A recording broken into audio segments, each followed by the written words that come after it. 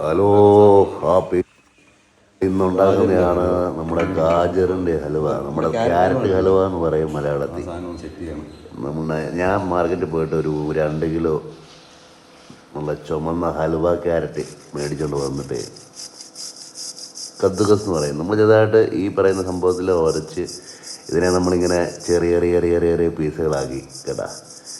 ഇച്ചിരി വർക്കെടുക്കുന്ന സമയമെടുക്കുന്ന പണിയാണ്, സമയമുണ്ട്. സമയമെടുത്ത് തന്നെ വേണം ഇത് ചെയ്യാൻ, എന്നാലേ അതിൻ്റെ ടേസ്റ്റ് കിട്ടുന്നുള്ളൂ. അതിനെ നമ്മൾ കറക്റ്റ് ഒരു 2 കിലോ സാധനം വേണ്ട ഇങ്ങനെ ഈ ഒരു പരുവത്തിൽ നമ്മളിങ്ങനെ പൊടിച്ചെടുത്തിട്ടേ ഇതിനെ നമ്മളൊരു പാത്രത്തിനകത്താക്കി വെച്ചു.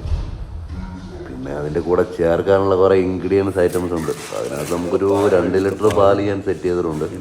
പിന്നെ നമ്മുടെ നാരിയൽ പൗഡർ, അണ്ടി പരിപ്പ്, പിന്നെ നമ്മുടെ അതെല്ലാം കൂടെ പൊടിച്ചത്, നെയ്യ്. ആ നെയ്യ് നമ്മൾ നല്ല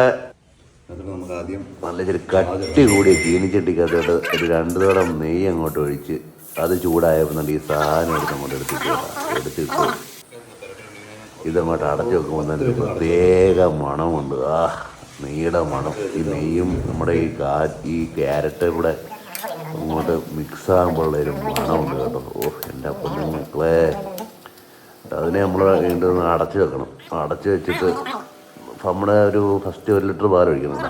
എന്ത് കഴിയുമ്പോൾ ഇച്ചിരി 1 ലിറ്റർ പാൽ ഒഴിച്ച് ആ 1 ലിറ്റർ പാലിനകത്ത് വേവിച്ചെടുക്കുമ്പോൾ മധുരത്തിന് വേണ്ടിയാണ്.